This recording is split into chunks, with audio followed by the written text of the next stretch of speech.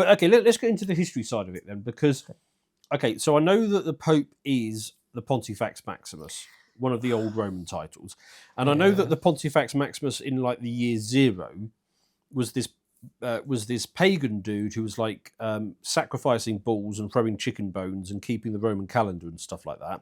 And I know that by about the year by the 400s, you've got what I would consider to be a proper pope. I'm a bit hazy as to what happened in between that Pontifex Maximus and that Pontifex Maximus, because something crossed over there, and I'm not clear on what happened. Okay, so the ancient Roman Pontifex Maximus is different to a pope.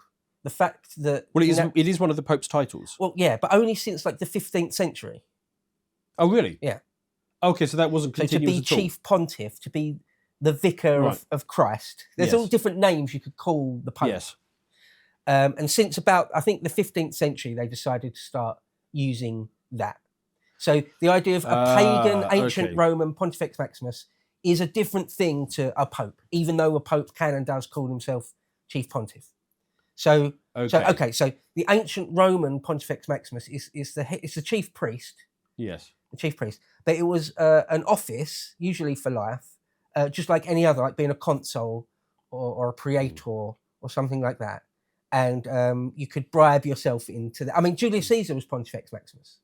Yeah, because I know it went over to being an emperor's title. So one of the things I was going to ask you is and it sounds like this is going to be a hard no. Is there any way of saying the Roman Empire lives on through the Pope? People argue about that. Right. I say no. Okay. I say no. Yeah. Yeah. Because of that discontinuation. I say no. Okay. But you can make the argument. You can make the argument, but it's a difficult one for me. It's tenuous. I say no. So how do we end up with the first Pope then? So you've got the Pontifex Maximus. By the age of Augustus, i.e. one generation after Julius Caesar, Augustus is considered the first emperor, true emperor. He had then accrued everything into one person. All the powers of the consul, of the tribunate, and to take the Pontifex Maximus, or put all of that into one person, me, Augustus. Okay, so there you go. So that's sort of the Roman Pontifex Maximus. The emperor ended up being the chief pontiff. Yes. Okay, so that's that. But then, so Pope is something entirely different. If you go to the Vatican, if you go to St. Peter's Basilica in Rome, I've been there a number of times, you'll see up on the wall a big, literally written in stone, list of the popes from Peter down to today. An unbroken list. Now, the real reality is that there were various breaks. Sometimes you had anti-popes running around, but nonetheless, the official line is that there's an unbroken line of popes from Peter to today. So did they pick one of the 4 from that thing you were telling me earlier and just put his name in? In the end, yeah. Right. At the Council of Constance, in 1416, 1417 or whatever it was, they in the end decide on one guy and keep going forward with that guy. Okay. But Peter, he's from about the year 30 something, is he? Right. Yeah. Well, he was contemporary with Christ. Yeah. Yes. Yeah. And so a lot of the early popes, the very very early popes, are their history, their historicity is a little bit shaky, like Anglo-Saxon kings during the Dark Ages. Sometimes it's little more than a name. Yes. They're not sort of firmly in the full light of history. Like King Arthur, for example, yes. Well, so King Arthur is almost entirely fictional, or an amalgam of more than one person or whatever. But sometimes they're little more than a name on a paper. But so you've got the popes. So the line of popes from Peter to today are different to the ancient Roman pagan Pontifex Maximus, although from the 15th century onwards, popes would call themselves that. Okay, so there's two different things. But I've also got to mention Constantine. So how did you go from the pagan Rome of Julius Caesar and Augustus? Well, that's okay. So that's what I wanted to ask, because my envisaging is that I know at some point the emperor adopted Christianity, and I just assumed at that point he picked a Christian rather than a pagan for his Pontifex Maximus. But I've got it completely wrong there. It's not like that. Not really like that. No. So famously, it's Constantine the First. Yes. And we're talking the early 4th century, so the early 300s or the 330s. I think he dies in the 330s AD. Mm-hmm.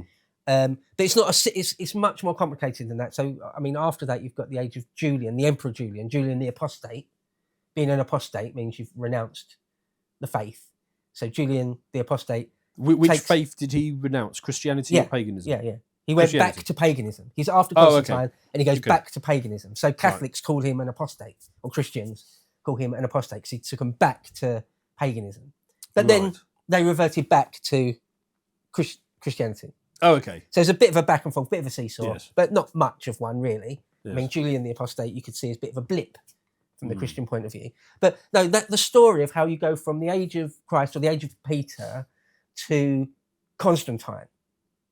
I mean, that's a few hundred years, best part of 300 years. And it's a very long, storied narrative of how you go from being this small sect in Judea, small sect of heretic Jews in Judea, to being the state religion of the Roman Empire.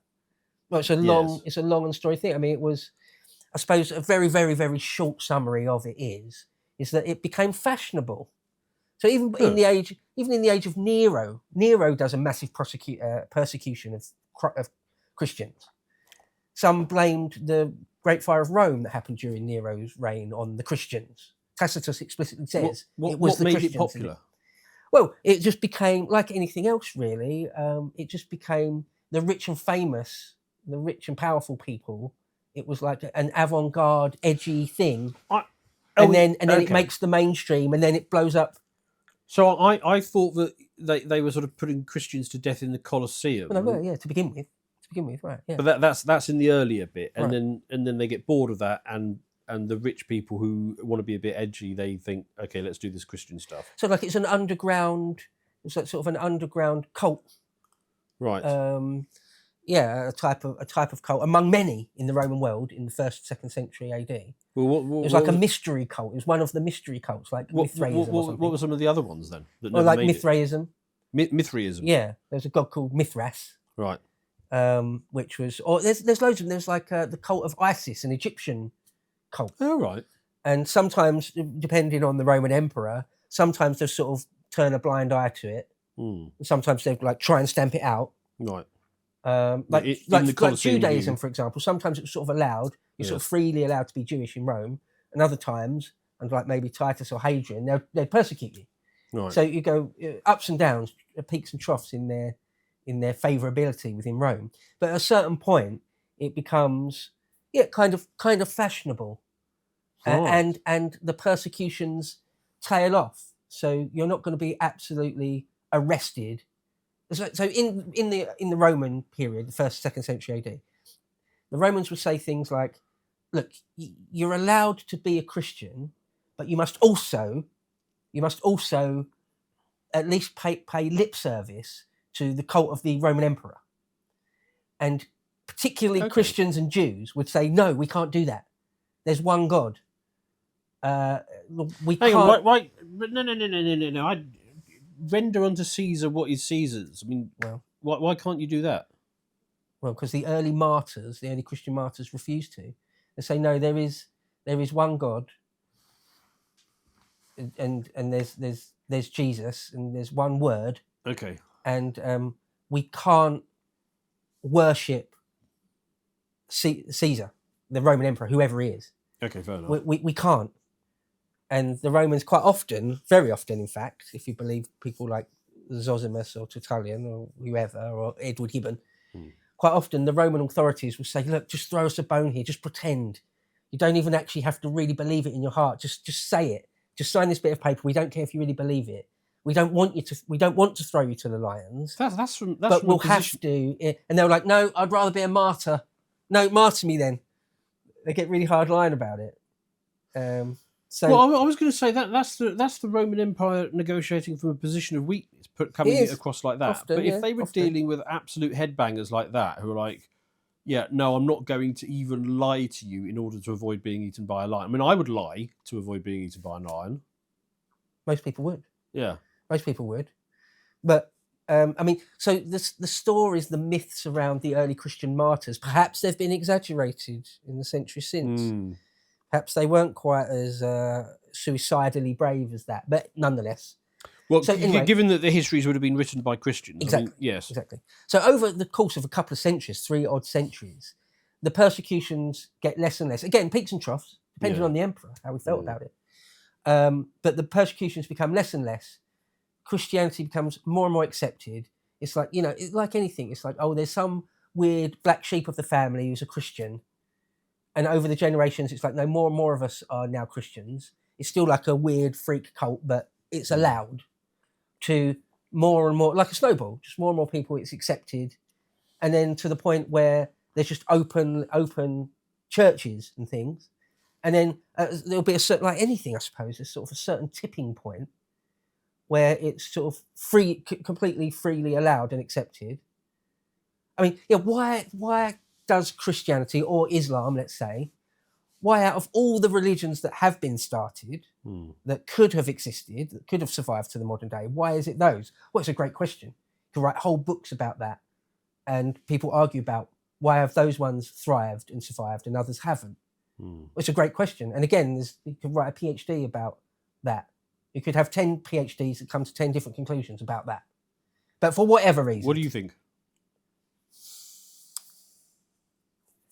I don't know. It's such a complex question, or the answers to it are probably so complex that it's difficult to say. It's very, very difficult to say. So when have we got off? At what point is I've dodged that. Completely swerve that one. Yeah. At what point is Christianity absolutely baked in Rome? Well, famously, it's Constantine. So from then on, Christians are good. Yeah, apart from like Julian the Apostate, for example, he tried to take them backwards. Okay. But yeah, so famously on his deathbed, he sort of confesses. When was Constantine? So he died. I believe he dies in the 330s, if I remember off the top of my head. Right. Okay. Yes, you did say. Because my understanding is by the 5th century, Christianity is pretty good at this point, and the Pope is a proper solid figure. I mean, I'm thinking of Leo the First, who basically kind of took on a lot of the roles of kind of statedom. He was negotiating with Attila the Hun. Yeah, he's the famous meets Attila the Hun outside the gates of Rome and talks him out of it. Pays him off to. Oh, he paid him. Okay, right, fair enough. Yeah.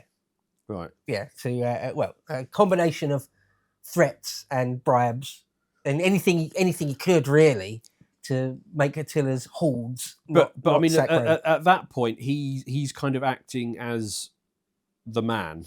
Yeah. So by that point, we're now talking the 6th century, the 500s, right? 400s, I think. So Attila the Hun must be the late 452, wasn't he? Something like that. Yeah. Yeah, probably. Sorry, I think you're right. Yeah. So by that point, there's been a massive decline in the authority of the emperors. You've already had the crisis of the 3rd century. That's longer. I mean, that's even before Constantine. So quite often the emperor himself didn't reside at Rome, or hardly ever. Often reside in somewhere else like Nicosia or Milan or something. Okay. Rome itself had been sacked a number of times already. Right. It was looking shabby. Well, yeah. The ancient glory of ancient Rome is past already by that point. I know the feeling living in modern Britain. Yeah. Yeah, so Alaric was the first to sack Rome, and that's already happened. So, Attila would have been just one in a long string of sackings.